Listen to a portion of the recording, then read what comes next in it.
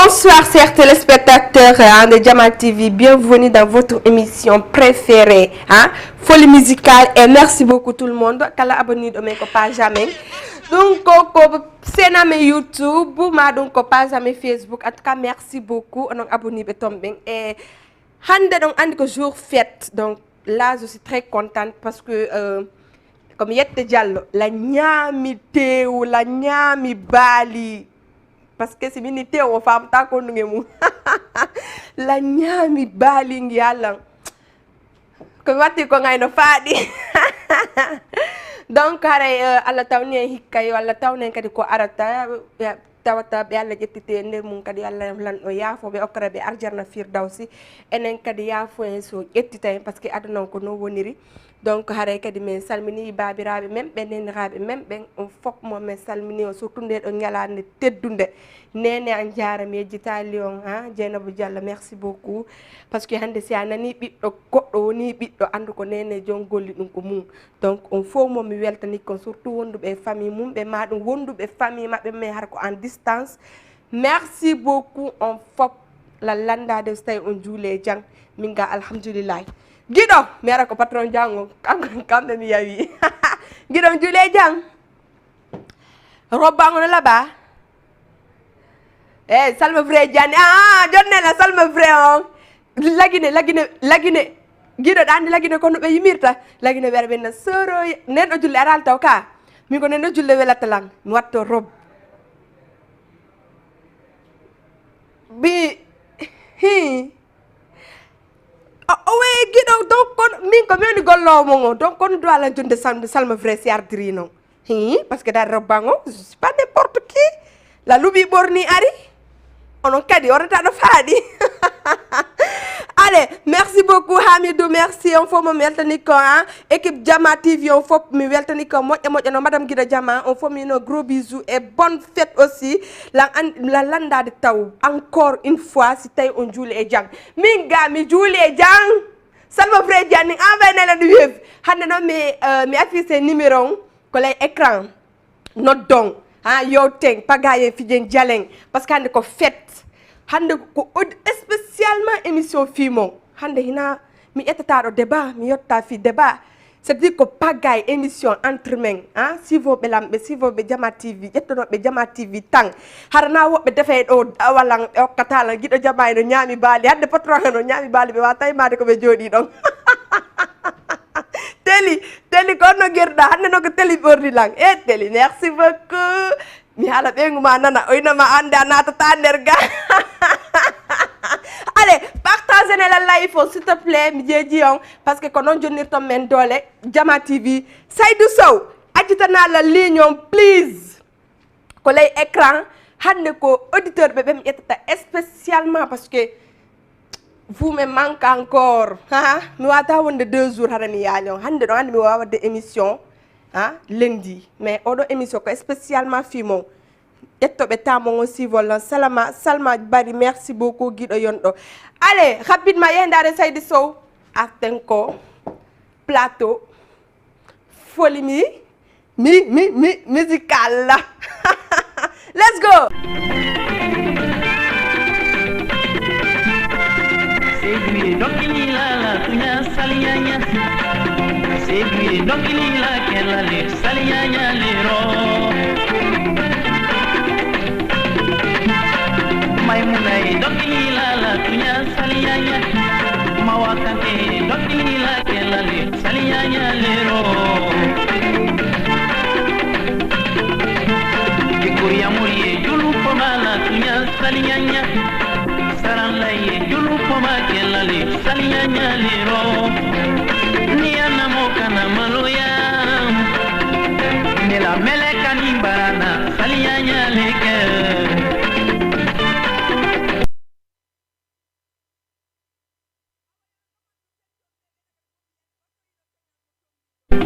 kelale salianya lero Surun minwe kunambala tunya salianya Woluye koro gerenda nale salianya lero Kamere niwe suluye dona tunya salianya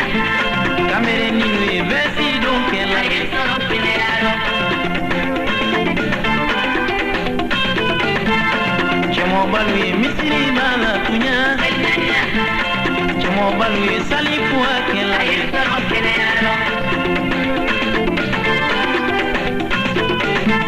denmisɛn ye sali ma fo la tunya bɛɛ sali ma fo kɛla le musokɛti ye muso ma bɛ na tunya musokɛti ye muso ma bɛ kɛla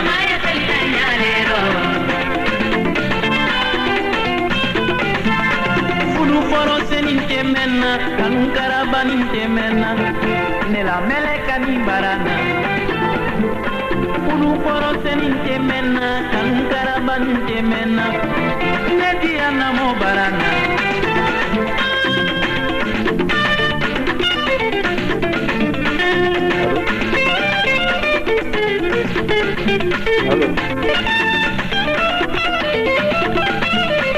Jarama.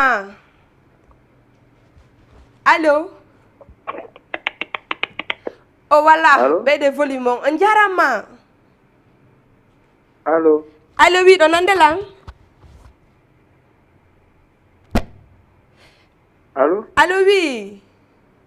Est-ce que na écouteur wa day écouteur ji s'il te plaît wa famondirde. Wa famondirde kunju la ba ko ha, kunju wat ko sek. Allô oui. Guida mais nga lay famondir gol, c'est quoi le souci? Oui, wa alaykoum salam. Ah. On jarama. Guida mi famali.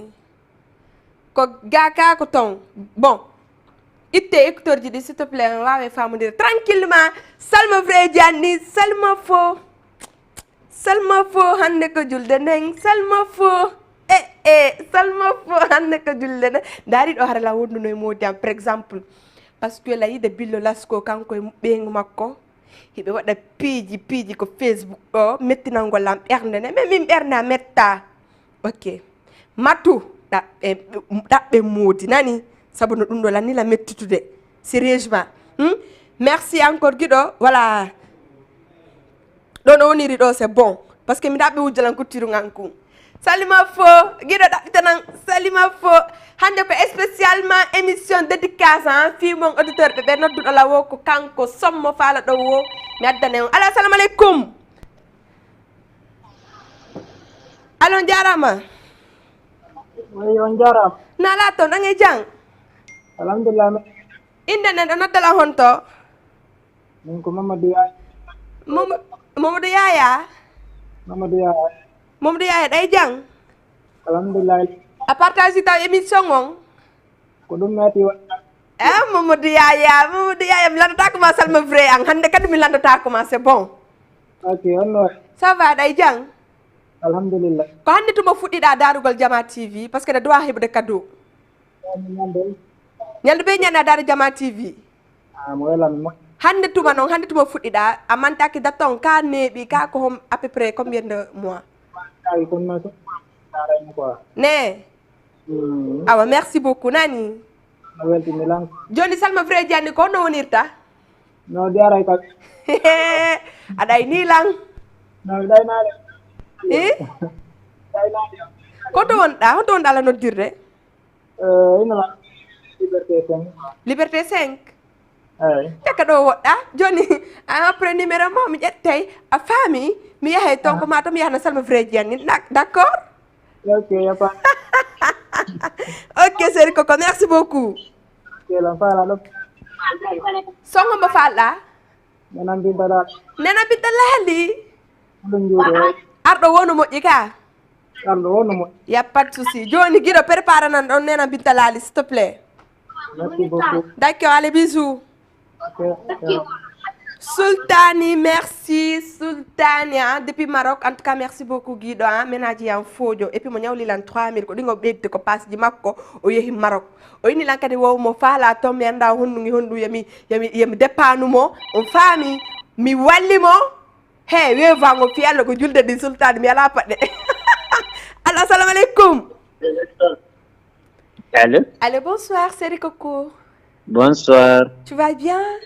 Ça va très bien. Dawul dalang hari? Bon. Ombo wuldama. Ang. Mi wulde taakema. Fiyonnu. Ami wari nyamude bantu. A wayri ñamde bantu joni ko ɗo de wullataake lan. andi misi mi nanali hitoma margré mi andi tal taw inde ne kono haalna inde ne mi haala koko mi faala haalugol. Mi halata inde ne ɓe kariji yo haalane inde ne. Pabji siɗa faalata haalo acci ɗon. Kono way. Ça va ɗay jam. Tranquille Pabji mi wayrima. Lan yehi États-Unis. Pabji konno fi salma vrai an o par ce que ande ko ɗum darni lan ɗo. Kono fi salma vrai on. Mi jonnuno DG salma vrai ma on. E rahmatullahi. Soɓe. Awa giɗo jama fi Allah ɗo mbiɗen nde émission o miɗa haala fi Allah. Miɗa Allah salma vrai jandin. Soɓe mi jonnuno rahmatullahi e DG. Ok Pabji ko son hombo falɗa haalnan dédicace hombo. Tigi tigi on hande komi faala jentade ko Petit Ba. Petit Ba mi faala jentade. Probléme ala giɗo. Ko Allah moƴƴi. Préparana Petit Ba ko Allah moƴƴi ɗon ko non woniri ko Allah moƴƴi. Andita noon e mercredi mi defara kane salma vrai jande. An koko ma kon anduɗa min no ɓaya jonni patron Awa men e ɗo. bindi. Ɓaya jonni guila jama hande mi seedirtani. Allez merci beaucoup Pabji. Noddelan no Pabji noddiri lan ni wowlon dédicace kala ko faala ɗon hande kala sommo landiɗo la woni prête giɗa préparé ni la salma vrai on o way min ko salma vrai do ko biddala mais mina fala salma an kadi faamu allez let's go.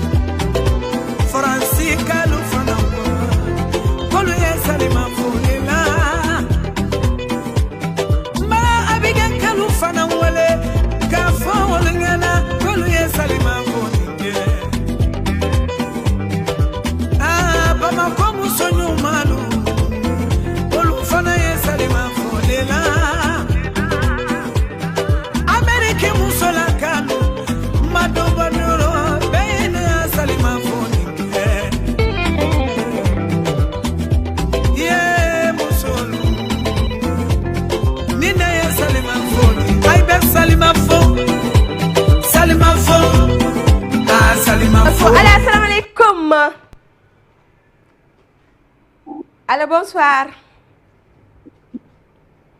Allô jarama. Ɗon e jang ɓeyde volume on ka baalingi yonali. Ale giɗo artira nan salma fo on mahe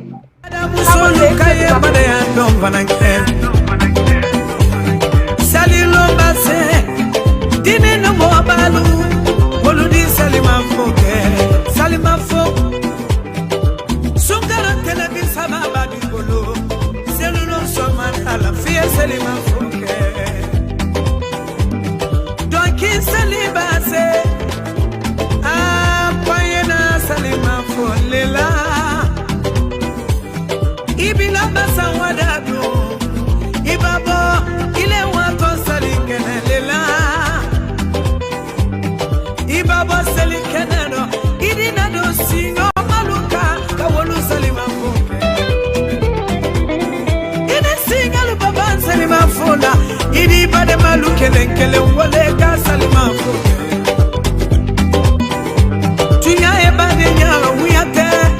ni bade mami kili selulu yaji mo beredi salima fo salima fo lakini jama kaina salima fo ke salima fo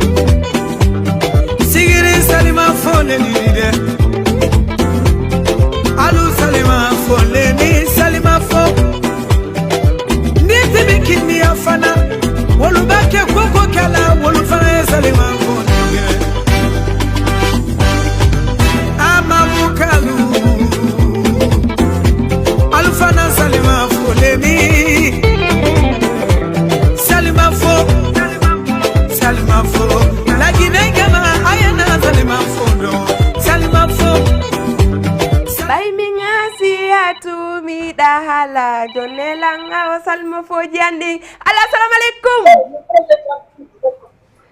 teli okkan salima fo teli arjonna tan mi jeji ma watana budi assalamu alaikum jarama aleykum salam wa rahmatullahi wa barakatuh alhamdulillah min hilangi jangan no hidai jang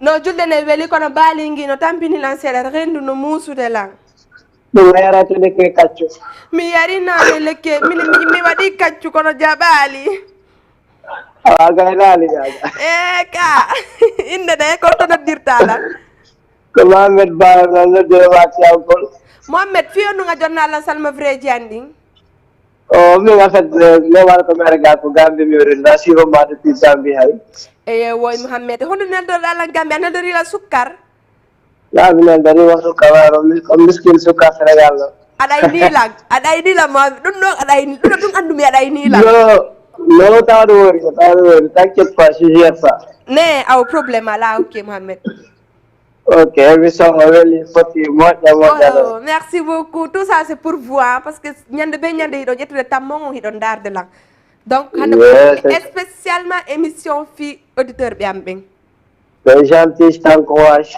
merci beaucoup Seri Coco Regarde, il y a des commentaires qui disent il faut toujours affronter ce genre de personnes. Mais il ne veut pas de quand tu fais ça, c'est ça qui fait l'homme. Ne. Yeah, comme moi, il t'a dit que ça va t'arriver à nous. Non, c'est normal, c'est normal. Andi hey, critique c'est normal. Mais si moi dis émission, mais pas les critiques, car non manque ni lang. C'est normal. C'est ça. Yeah, c'est ça. Merci beaucoup. Ok, merci beaucoup. Allez, I love you. Yes, I Benani. Pai ko sare nan da na ka mi so do pusete won. An ka da kinu ko pai ko sare pourtant le eno mo do de pai ko sare eno mo marde ni commission. Non, il m'a rendu jaloux, je peux pas. Non. Fi onu jaloux da donc da yidi la. Non. Da balada da balo yi do no fala. Da yidi la. Jaja, da andu la bi. Mais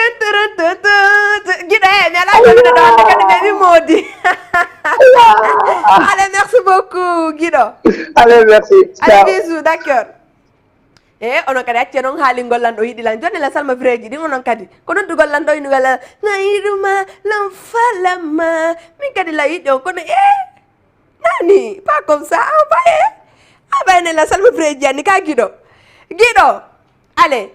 Critique, c'est normal parce que nous n'avons pas on tiki avance. Donc moi je m'en fous. On est mis comme darido, comme ma pinilando hande comme darido. C'est-à-dire que moi je kon no me birta dun do kon no mi yarta yeso kon no mi avancirta. Donc neɗɗo be do doit marde on idée do. Parce que woɓɓe ɓe miye ɓe wolante goɗɗo ɓe mono ɓe ƴettito maɗo ɓe tawi on tigi. Non, c'est pas ça. Rewɓe. Alors assalamu alaikum. Alaikum salam, ça va? Ça va, alhamdulillah, Seri Coco, ɗay jang? Alhamdulillah, masude. Ça va, kono inde naye kon to noddirta lan? Nando depuis Kermakar, Petit Diallo. Hande no ɓe Kermasar ɓe no ñaaɗideɓe siifude lan, sino? Ah, ça va, nice. So ono balingi tampinali on juule jang? Ah, alhamdulillah, nan. D'accord, Seri Coco. Kono neltorɗa lan ko émission nga? Émission on foti là-bas. On jamtu. An kadi a weeli lan? Hay mi yaalima. Oy. Ah. Billahi. Awa ɗum ko gotum probléme ala. Awa, merci Seri, merci Guido yonɗo. Nanani wiɗa? Mini merci mi weltanike ma sa natano ɗo hare no mankani lan. Ah. Billahi.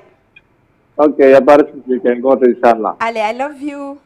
Émission on foti ko nodde ko Jama TV ka toon. Ko Jama TV, abono ko Jama TV. Ok, il n'y a pas de souci. C'est un bon kanam. D'accord. Allez, partage, abonne nani. Ok. Plus de force. Merci beaucoup, les gars. Kala kadi mo abonné ko sen ame YouTube, ko page ame Facebook Jama TV. Yehe abonné donc après mi arte ya mo be halana la ko hanti bo fudi dar go Jama TV. Lima boba ngon. Lima nene yang. Koko tele do non goy haadi. Bayda ndenen dido tung mi susa talugol dum bayda yetti modi ma day halori man tung. En tout cas, Lima mi landi kama stayda Julie Jang, mingami Julie Jang, modima Idrissa, et pay koy be Julie Jang. I love you, nani. Assalamu alaikum. Allo jarama Allo jarama. nala to no ngi jang Jam tu bandira yey jang. la ngi jang inde ne kon ton dala no dirde Almadi mi jodi ka. almadi din donc ka boss jokwa Oui, on va mi sama on la ba ma dem mi jodi don darama. merci beaucoup ande no mi fala Mi anda hala nang inde ma nen taw yote goɗɗum Mamadou Aliou Diallo. Mamadou Aliou merci beaucoup Mamadou Aliou bari Mamadou Aliou Diallo Oui. balingi tampinalima Mamadou Aliou Allo. balingi tampinalima e honno kuppi noddita honno bruit yo no ɗuuɗi giɗo an kadi ta yalti paɗe ande fiyalla mi jeejima ɗanni mitti paɗe ande ko lalluɓi paɗe giɗo ta yalti paɗe ande mi jeejima coupe émission o allez merci Bari Boubacar merci beaucoup Tidiane Diallo merci beaucoup Mamadou Fomo merci mi weltaniki on Salima Fo Diani Salima Fo assalamu alaikum allô Bonsoir. allô bonsoir mon amour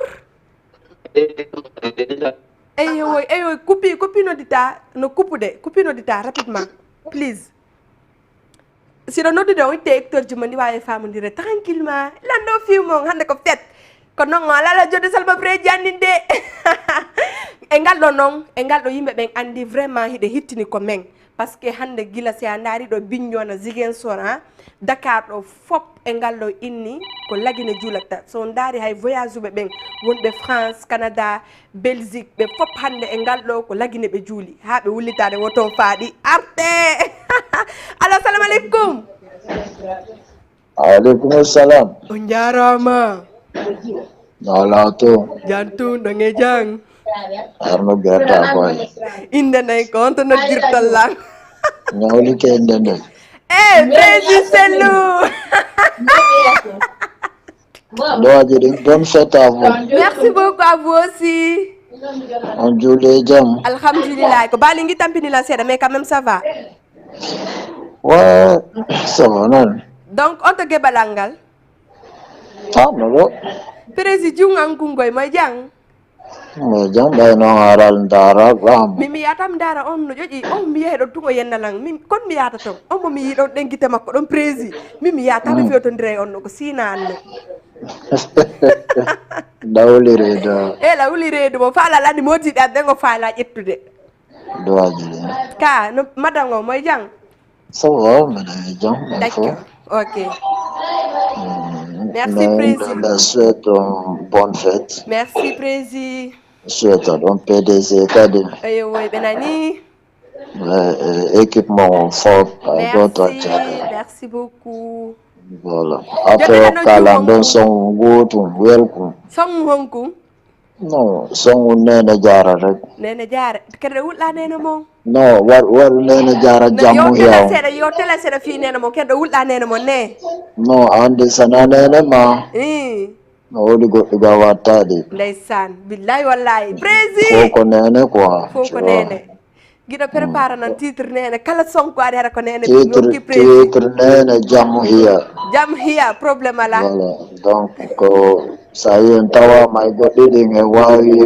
ittude sadaka e wawi hokkitirde ko barke Allah e nene quoi bien sûr ko non wonirta ara weltanama an kadi allez prési Sellou ko min ɓuuri allez mbeɗa sivudema allez let's go merci beaucoup ciao allez jam hiya équipe maɓɓe o fof merci beaucoup tis bien et Big Dadju donc en tout cas merci beaucoup les gars champion nani donc vraiment kon champion ɓe la weltani o moƴƴa moƴƴa no guiɗo ta yaltin hono paɗe ande par ce que mi luuɓi quoi miɗa probléme a faami paɗe ande na ya yalti mi haalnima ta yalti paɗe ande ko nu yaltintinta par ce que si jooma majje yiide ɗo no ko ɗum après probléme allo assalamu aleykum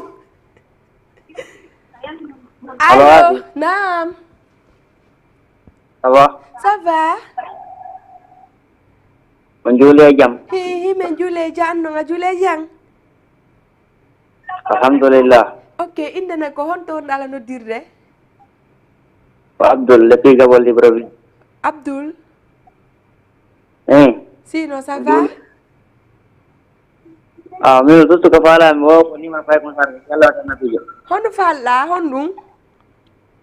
Numéro pas consacré. Awa, problème là, c'est le dia. Mi dare nani. Ah, ça va bien. Allez, merci, bisous. Allez, merci beaucoup, Tierno. On forme l'année que c'était un Julie Jam. Mamadou Yassine, merci. Taïga, Fanta, merci. On forme mon bébé, oui, bébé série, ça va. Aladji Diallo, merci beaucoup. Son nene Diara, Tisbi, hein, Flo. Donc, on dit que Jam hier, quoi, Kambe, Guido, ça a préparé Halala. Allez, salam alaikum. Allo. Allo. Anjarama. Dange jang. Jantun nalatan. Lange jang. Ya jalno sabna miso mala ondo no feti. Hino feti. No feti. Awala to bi feta to bi jakkay miso ngangom. Min taw miso mala on feti ni lan ko wala no la hara no la bawo malo sabna kutir mala on taw jetti fi mako. Ne. Ah. Merci beaucoup Guido Yondo. Vraiment t'es joli. Sobe. Ah, no la banani. Ay le patron aminatu do tube fuddi zali. Oh no, ya le sera. Ça va. Ok, mi weltori miso mala on buy wona sera. Merci, ankadi mi weltori ke ba ko nodduda. Vraiment welti ke lo. Merci Guido Yondo. Quando non woni première fois nato golde. Awa abono kisanko pas jamais donc. Atta abono dibbu do. Mais s'il vous plaît, andi kon mi fala. Mi anda Guido. Allo, la nande ko du falla? Oui, musique mi paraya mi fala. Mik paraya si alla jabi doge do joni. Ko mi fala, musique mako wondo wo wontu mik paraya. Oui. Tonton mik paraya. Oui. Merci Guido. Merci, vraiment miso mala on là-bas. Andi ko mi ko jung ko la bombe d'énergie. Ah vraiment. C'est la bombe. Oui, konende wata hulu nani? Non, mi hula talam awma. Ok. Allez, merci. D'accord, bisous. Merci. Ok. Taïga Fanta, oh, je t'aime vraiment. Je t'aime aussi, Taïga. Je t'aime très fort. Guido, que ça on peut préparer dans la donc tonton Mik Paraya avec Jamhia. Bintalal, bien sûr que. Tiens, let's go. On y va. C'est bon.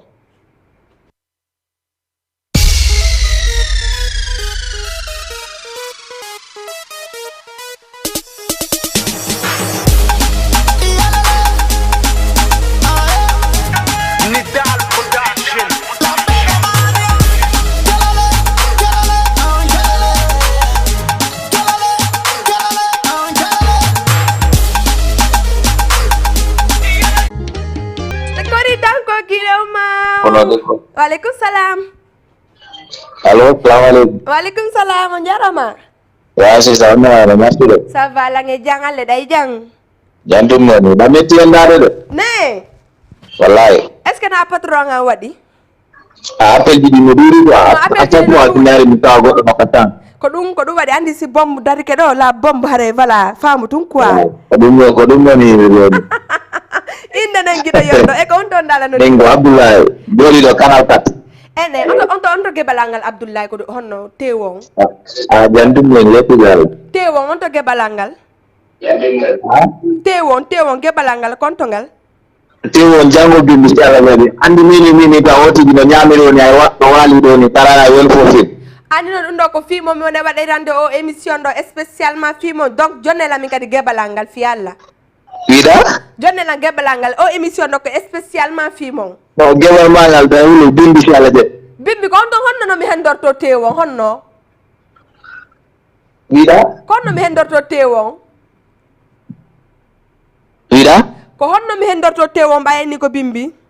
No bimbi sala ya bimbi awala la cinco andi don dioni ko ara ko ma woni directeur mo kanjudi ko sa woni la signe après alla la on tom daba ka tewmi mi sali mi wattadu no few mi wattadu no nga dayne lan tu woni mi wattadu no mala ba ma dayne de sobe he agida jett numéro ay mi jettu numéro gida jama jette numéro mais jette numéro baw ok ala problème tala de allez note merci beaucoup Guido Wala problem. Ale. Emission ma wala wili moja billahi. Ale ko fi mon gido yonɗo. Da weltana moja da weltana. Min kala weltani on moƴƴa billahi wallahi. Ay ga men dula may jamta. Jula me jang ay ɗo la waɗi robbu nganku la waɗi ngaraw.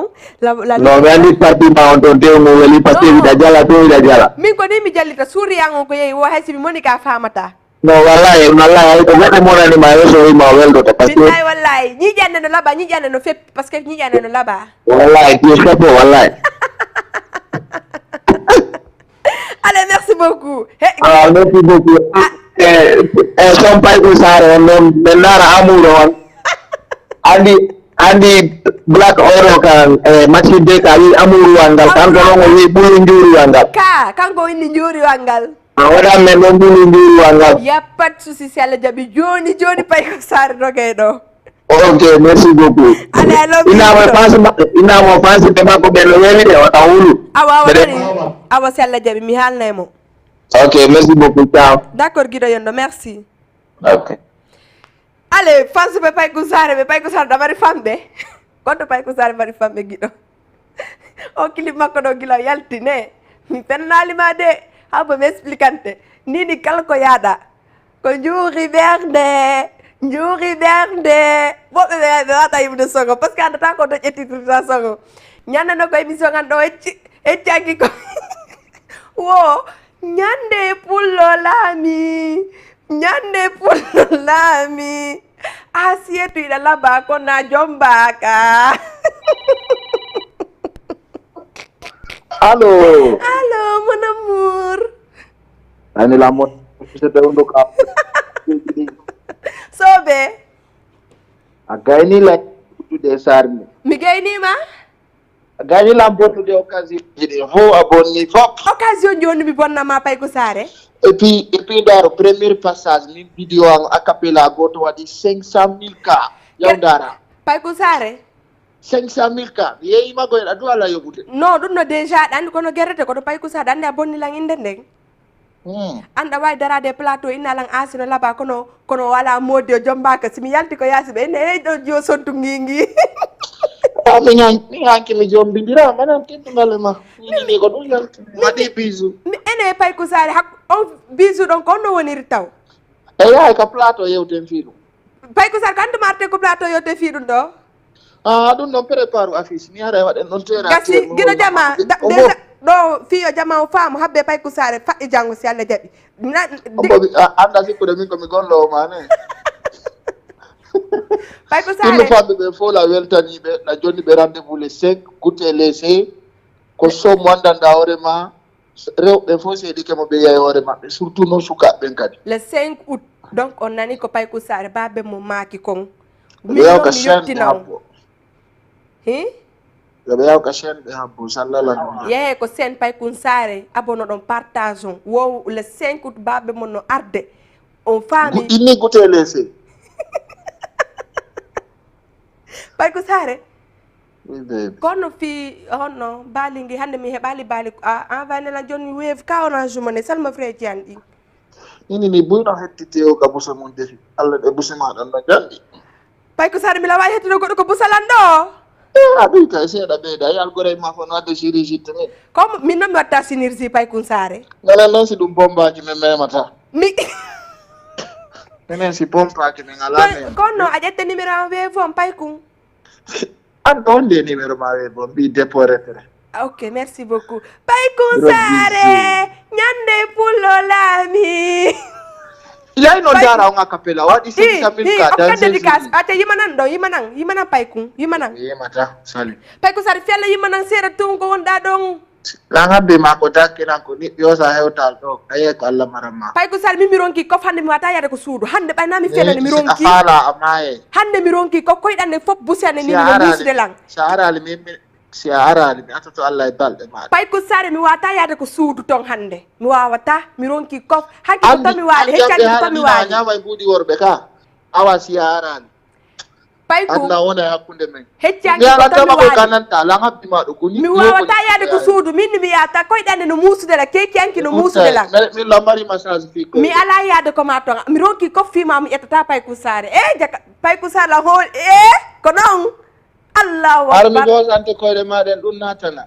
gasi mi fokkita mi yata do hande o Ar mi okke mi waɗante dépôt ar. wat mi ron dépôt Ar dépôt ar. awnena dépôt Ar. jelu mo jelu ta dépôt mo jelu wowlu ɗo taw Sida mi hokkugol ma 1 million francs CFA da mérite. 1 million yey dedi So ari la mo fala ko 1 million ɗum a ñama e feƴƴa ɗo ko coggu ɗutti. pay ko sade 1 million inuɗa Joni ɓuri ɗum no wawa mi hokkama ɓuri ɗum. honno joni addu avance sendu ɗon sendu fiyalla avance on sendu No wiban no plafonné watana ɓude. wemo no plafini ko ɓeytumi ko suudu Har ka suudu joni ko honno joni ko turji jelo hare ko tomi walata ka mi arte Allah sa ari probléme ala ta ɗuɗɗi ngala. ko tomi walata ko tomi walata Ha? ko tomi walata ka mi arte kikire e 4 heures on An aru tum sina fala ko yartu yurnoɗa yalta. problème ala Artu taron ko tun arde.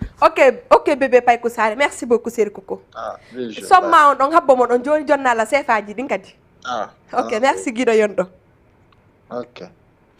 allez merci beaucoup pay ko sare hande kadi o jonila rendez-vous ɗo andi komin guenno émission o donc haray tigui tigui on haɗa en tout cas jama Facebook ko yiɗo wo guiɗo c'est bon Rési c'est bon let's go sommo adduɗa wo c'est bon comme allô bonsoir Bonsoir, ça va? ça va vous allez bien allô allô jarama allez noddelan an numéro affiché ko ley écran ɗon fi dédicace kala ko fala ɗon min hasi la bombe de énergie mi wawe on jonude haray ko fala ɗon kon e yahay ko som payku sare jori ɓerde ari ñumina nan ɗo seeɗa payku dar somma on si welima to weli lankiɗo yonɗo let's go allo GN Bobo Lawada merci beaucoup Guido Yonna kankadi mo wadde activité ji labbaɗi nini donc oui on jarama Wala ɗum no e jam. jantulange jawnule ɗon e jang Alhamdulillah. inde ɗanodala honto Diallo Mamadou Aliou depuis loin. Diallo Mamadou Aliou konno e o juule jang Ça va alhamdulillah alle ko juule jam. mi ça va min kadi mi juule jang weli julde de Awa dammiɗum. dammiɗino ni reedo anno no musude la Alhamdulillah. reedo anno no musude la takoye muusu. Vraiment émission no laɓa vraiment longo wiya toon. oh merci beaucoup Guido Yonɗo jarama Vraiment mi weldike moƴƴa. min ko min ɓuuri weltade ɓay ka noddilan Ok ala probléme am fala ɗon son pay tum sare on joni. si Allah jaɓi o arte kadi joni si Allah jaɓi Ok ala probléme merci beaucoup. allez I Vraiment love longo you wiya toon félicitations. merci d'accord allez mi waɗima kalen nani moƴƴa merci beaucoup Yeah. Guiɗo newatare so pay ko sare on nde landete tungo émission ngan ɗo nodduɗo hare ko son pay ko sare on allez merci beaucoup GN o fof mi weltani kam pay ko sare donc woto mi yow ton oɗo ni wona pay ko sare sita yew ko pay ko sare de pay ko sare ko bandi pay ko sare ko bandi min mi anda ɗum ɗon kono to watalan confirmande ɗum ɗo par ce que ko so fiyonno inanɗo ko bandi kono to yiɗomo ko fiyon ɗum mi ɗo mi yahay o innilan 1 million donc moi j'ai accepté déjà donc mi yahay de 1 million ɓe layɓɗo nini ka Guiɗo ka mi firtu Guiɗo patron mi firtu laynude patron nga si tawi mi firtu woɓe ɗowdindire haɗi yalta Guiɗo jamano kadi ko mbuɗinaɓe o yahay joni noon si ɗuma noon ɗumantinnike ha min ɗumantinnike ɗon ko honno mimi gerdata ɗuma hon ɗum kadi ñawde Guiɗo mbiɗa wawi yaade taw ɗumantinno ha ɗumantinno taw famiyango innala hon ɗum allez grand Yat Fou boss de boss merci beaucoup séri Coco allez mi waɗima kalay nani Yat Fou voilà merci beaucoup la landade so tawi a juule jang min ga ça va allo assalamu aleykum allo jarama allo jarama ɗon e jang santinala to lan e jang onole ɗon e honno inde nayi ko honto noddirton men min ko Alpha Marim Tembe ɓe noddirta Oumar Mali Alpha Mar be ma ko mali woni ko mon Mali yembere woni kame. ene be mali be watta fere goddo e mon jombala saboda min la yidi mali moƴƴa non Min ka kunu droit ay.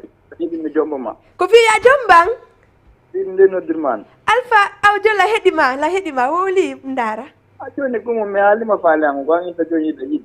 Yidi kina gara gasi. sobe raydi lan dewgal Dewga sunna fete ko na sunna faale de. sunne farilla Ma hey yalla moƴƴi no gasa ko an Allah windidi lan Allahumma amin. Allah to ngi jam. jantu julde no weli Eli bu yalla ko jula ma jam. e min de mi juuli kono reedu andu no muusude lan Kon woni mo dum posinde. nako patron ando defi baali ngi ɓenda moƴƴa Ko kambe dibindi wala bande fi. o way mi ko patron an defi de woɓe juɗi ɓe ndaali mi ñaami tu reedu andu muusi Non, be do ko wadi no. Ka. Wada defude mo ha benda. mimi haaldima ko ene ɓe maali ɓe wawi defude tew baali No be andi go ta anda. ɓe anndi ɗum ɗo ko ɗo ɗi maali dow tun ɓe maali ɗaɓitana ɗo binta laali honno son hara ko maali moɗa haɗa ara wogiɗo ɓe hokka mo Alpha Modiya na Ah, ko jendana don so wel mo weli la gitam. hara ko maali ka Mali wallahi ali ko. ɗa anndi tanti lega ba déjà no wacci on Wallahi ali go. ɓe maali ɓen fimo wareyla soɓe goy Mali go to gayne. maali yembere mi yaray maali ko Alpha Bobo Wallahi ali go. Alpha Bobo layi ɗuma allez Alpha merci allez bisous Okay, ciao. mi hotiray maali mi yaha maali yembereng et puis maali sa yeehi maali ɓe mari piihoy hara koye laba donc kamɓe ko sa yaltini hara bururene no waɗi kaaki keccoy no labba ko heɓata envie o ko walagol ɗon et puis ara no ɓuuɓi maali yembereng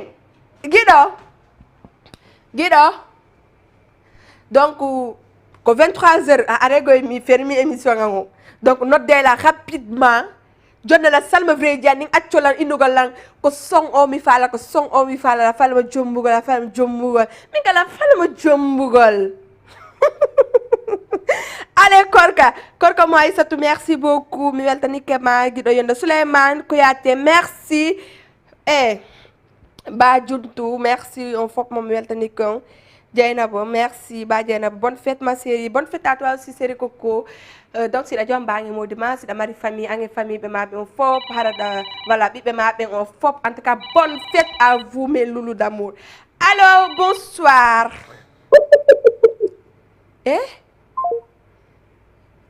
comme guiɗo comme mo naati ɗon no jalde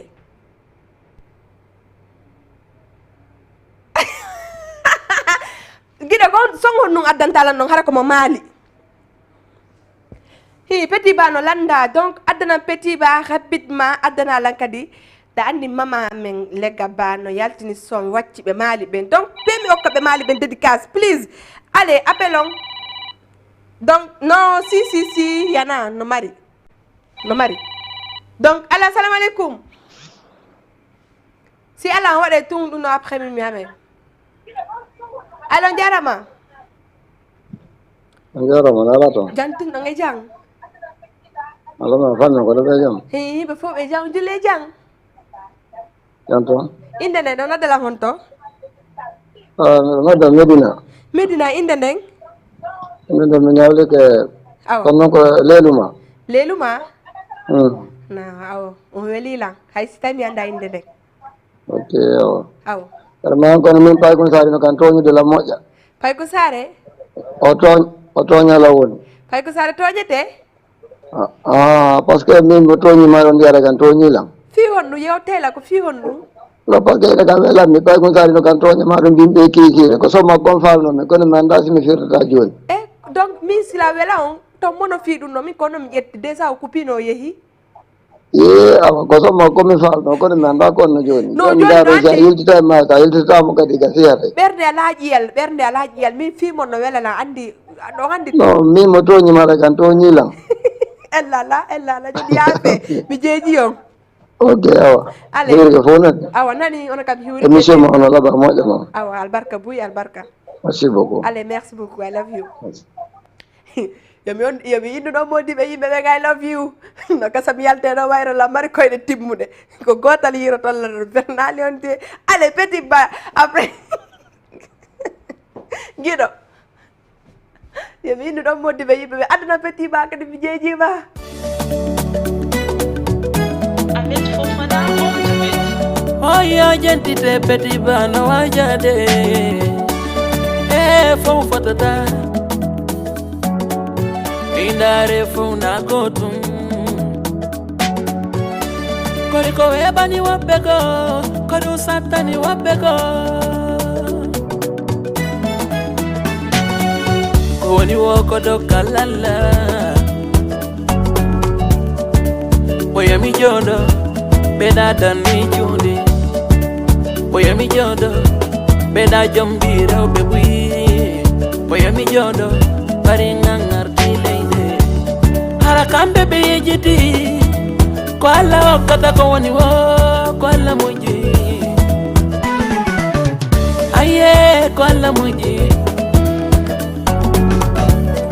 Kuidandi mama kuidanda ore mako Matama yune Aye mwana nede waratanani Wulede watafui Waina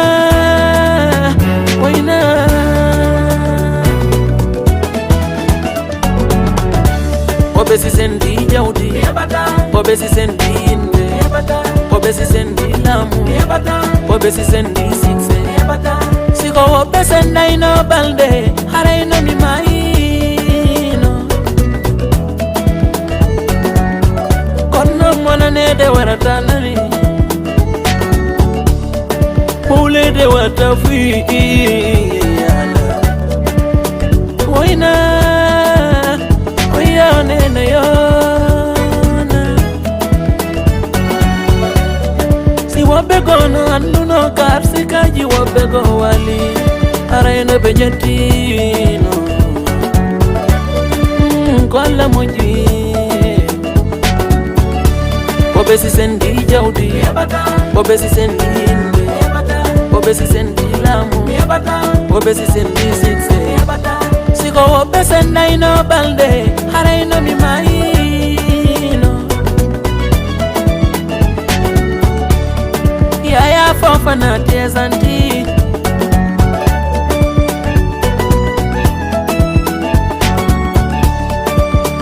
Na yala Mona nede waratane Woyo Fatuma mummo tanti usu Sara tujalo kodimo Fatu jarama Fatu na foderobe Mona nede waratanare Ulede watafi Oh nede Kwala moji Obesi sendi jaudi Obesi sendi inde Obesi sendi lamu Obesi sendi sikse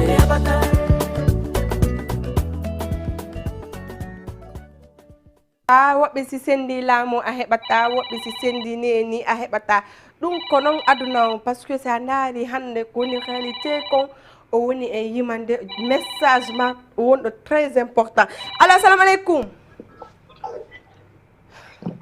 allo jarama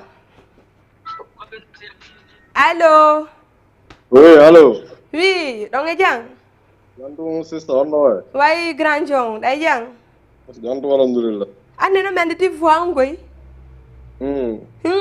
combo jallo alka alka no way ça va oui ça va alhamdulillah no welde yettude Allah juuɗe jam men juule jam yettude Allah anno nga juule jang juulama jam no prince goy bébé am bobo randu moy jang moy jam voilà exactement ko ɗum dangono lammo moƴƴana non lan danke bo moƴƴa awo probléme ala non l'enfant la ɗon kila nande jo kanala mo ɓe jaari ɗon fof laɓe jaari laɓe jaari cheikh dansal ouais kila joni probléme ala guiɗo alka alka merci guiɗo Allez, Mamadou Mohamed Bari, merci Guido Yondo.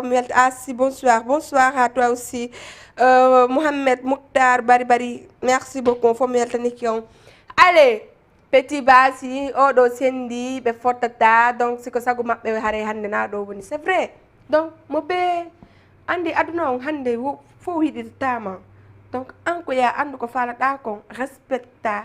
Donc, ko famille ma anda ko honnu falada ko l'essentiel non avant ça toujours accabe parce que wobbe no do be tama ko avant ça ta c'est-à-dire ko arrière ta be dite dani joni en génération men en hajaka donc sino gasa yaade si gasa ta donc mo be dara ko honno gerta si sérieux ari mo be no way sérieux si ko sama kala mo be no way sama kala kadi mais no to yimbe gobe ananda hore ma hande kadi hara ben don mo da ko gurnam ma o fami hande na fo yaade te no taw wobbe go harabe arrange tama ko gurnam ma parce que be ara fi bonnangol ma une fois deux fois be hende kama to hara fini donc an hande kadi ko ya dano wonira to kambe be continue activité ji mabbe doy dum don séparer gongon no puri wondugol e yimbe ben hara ko pour ne rien hara fous a ala avantage mu ala sens ala sens parce que an se ndari do gid ali ala mo be ko intérêt mu jokki kono min asietu je m'en fous de Ka. Allô, salam alaikum. Donc, mi personnellement, mi hande no wodi ko mapini la harana concurrence di gono ton, no wodi ko mapini la harana pi ci gono ton. Donc, yimo be yan lannino yimude, be innino hande parce que c'est ndari. Hey, c'est gasata ko yo sédé. Non, c'est vrai. Woni ko wondigal, woni ko hon untigi, woni ko dewle, woni ko hon hey. Kala ko arkisama wonduma net don, ko tanki no don on wonde si lanni c'est fini. Mo be tourna page jokko goddum go min hande ko babini la ko no me birta mi luborto yimbe be kadi cuy gido ta sumu pade anen de adi mi lubi pade anen ok allez note de lang lani dogu 3 appel mo ne jettude parce que hewti ko mi wayndo to don ou bien 2 tum allo assalamu alaikum on jarama no welde jantu no welde day jang ambiel inde neng bari mo julde ne weli alhamdulillah d'accord kono nel dor alang kono donc copino di talam please région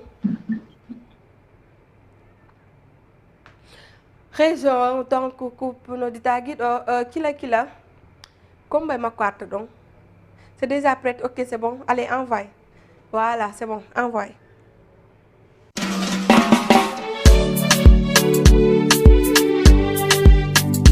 Kila Labano sinyandi Oyo bobo labaro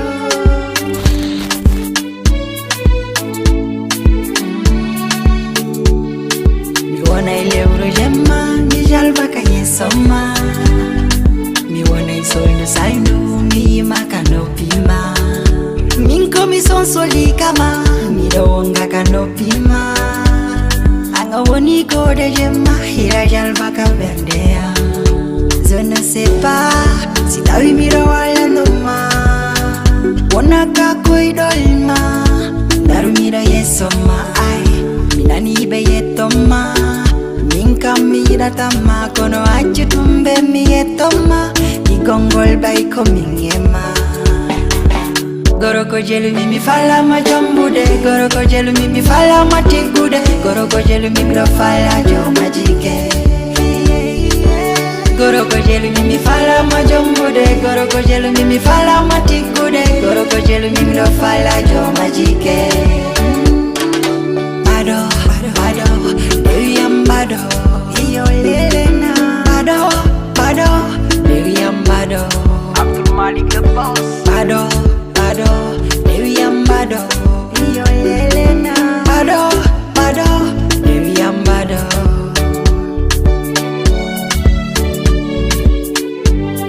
Eko kila Nyari nani Falo no majombo de iyo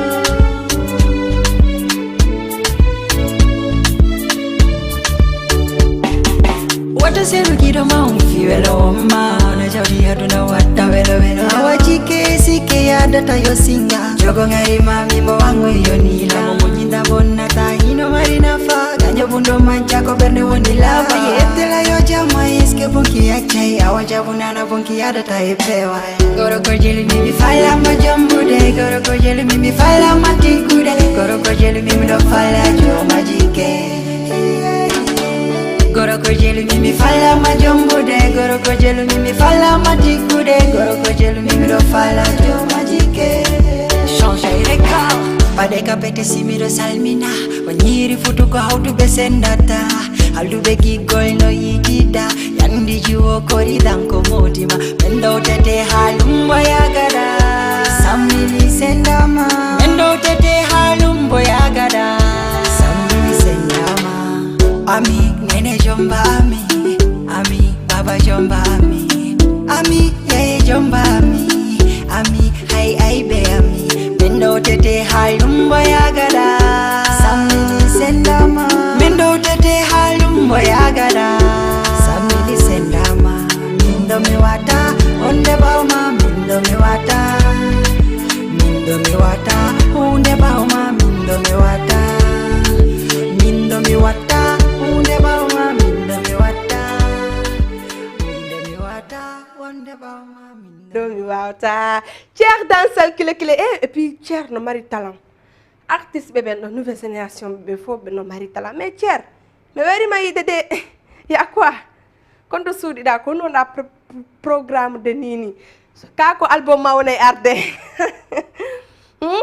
kila wadu goddo me ya mais nanama donc yehe ko sen mako YouTube e ko page mako Facebook Cher dansal abonné don partage fi force bura yajude allo assalamu alaikum giro kombo giro mi ami hamironki way ndiyang deli allo assalamu alaikum allo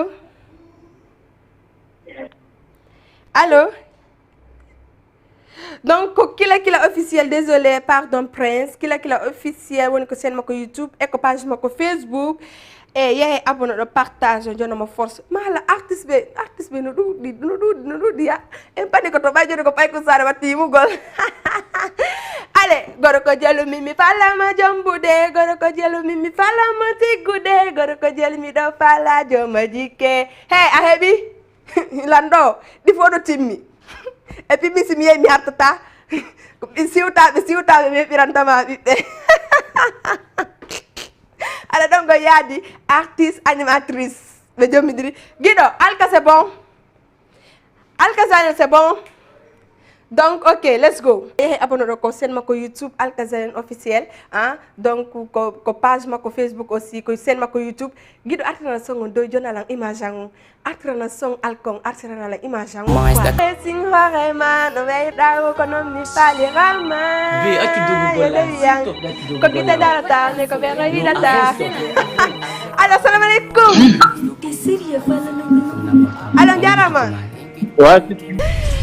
ok donc hare mi weltani kiyon woto yejjutu kadi concert Lollipop et tout fulani do andi donc Guinée et Gambie Sénégal kadi voilà donc Lollipop et tout fulani deuxième édition donc Dri compagnie Adibé deuxième édition makko hare le 29 juin on est duta sek si alla jabi donc hare on foppi dum invita entrée ko 5000 donc VIP ala woni gorko ni jiwo honno woni gorko ni jiwo fop yo bay 5000 francs nato gongol donc mo be watto blanc harano laba harano foti donc jour émission ngon kadi ko blanc mi fala artiste be watto blanc watto den blanc fi anni ngolon quoi Dri compagnie nani donc wallir men donc si batte ke blagni nyande samedi do si alla jabe har la mari invité Lollipop et tout fulani si alla jabe har be hewti Dakar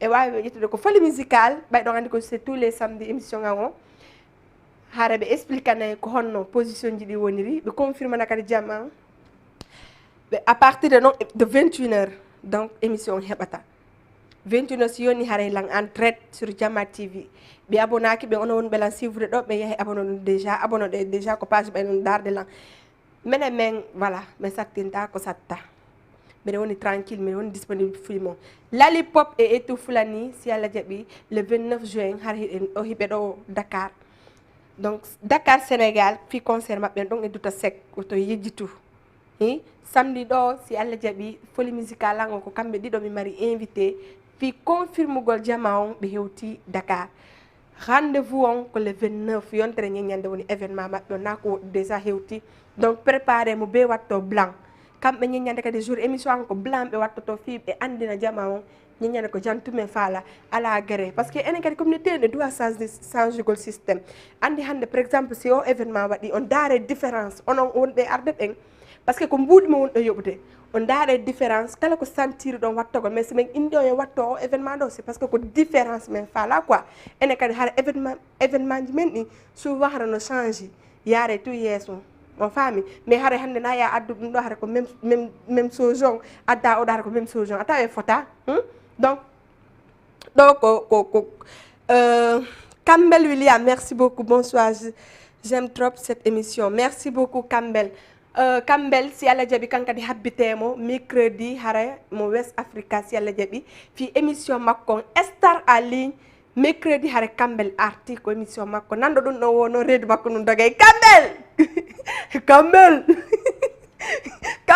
guiɗo kana Campbell dédicace ko mi fermitogo e honno émission an on par ce que 23h yoni hande ko spécialement dédicace makko noon fimon famɓe wonɓe lan darde ɓen surtout noddoɓe lan jomo science jombo Lollipop jomo science séri ko si Allah jaaɓi hara meɗen habbitima donc ɗa andi guiɗo lali ɗo noon goy ko goɗɗum on e addude ɗo par ce que mo addi kadi systéme jigo donc mo addi look jigo kadi donc ɗa andi mila mari style ñeñande hara ko min o fuɗata tumin daro mi kadi wedde style an o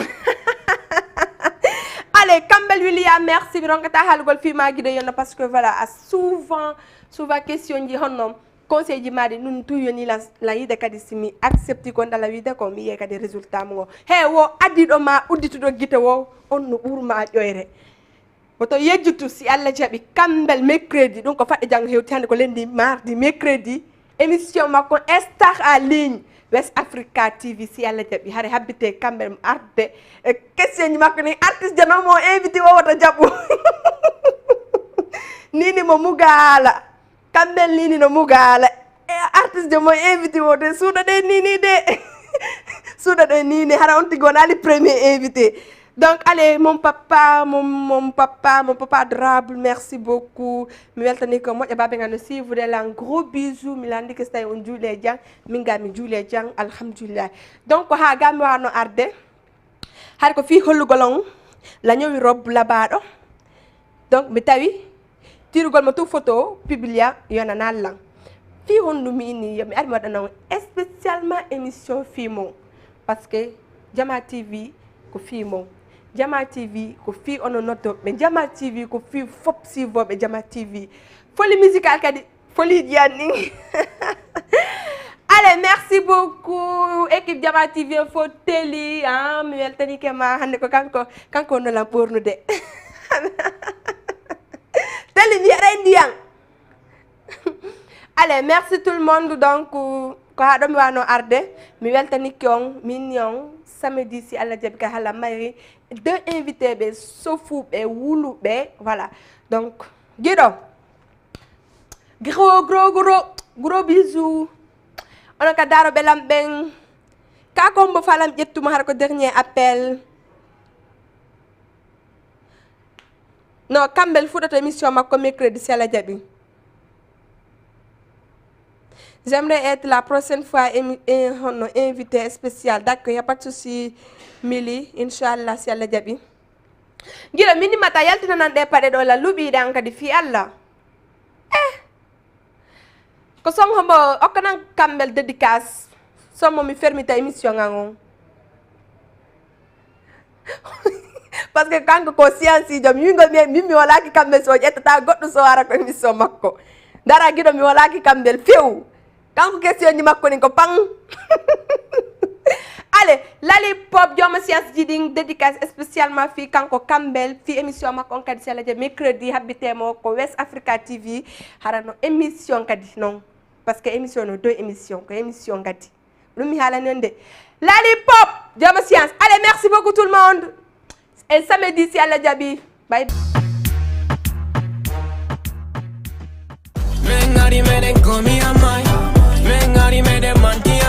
Drink Company, on call donc Hilde Molandale. Pour la première fois à Dakar, artiste Bédido, Jogi do Gambion. Boy, full of my passage. Futa jalo yote yandengiri. Mi do chultine mi komtine. Changi fami mi do tari. Jogi do Lagineo. Minsi mi Michael Freeman. Freeman too. Hey, Kwanji wako Freeman too. Ko kambe on est forte le 29 juin contre le Wata ko centre culturel Douta Sec enengombe Drink Company sukabe mebe Nicolas Lollipop odo we Gambi ande kwan wo etu fulani Pete mi me lopaka mi do chalpi mi pita for no really tana ala Woko Joma Science kabe me fono nota le 29 juin kwan son et lumière Natu Gongo 5000 francs CFA Coco 5000 Robin 5000 Calardo ko 5000 francs CFA manam artiste Bédido kwan notez le 29 juin centre culturel Douta Sec Drink Company wo sukabe men fo nyama kalabe men fo moko ba men fo zele son fo nonota centre culturel Douta Sec boy pour le Mombasa Didi futa jalo yote yandengiri mi do chultine mi komtine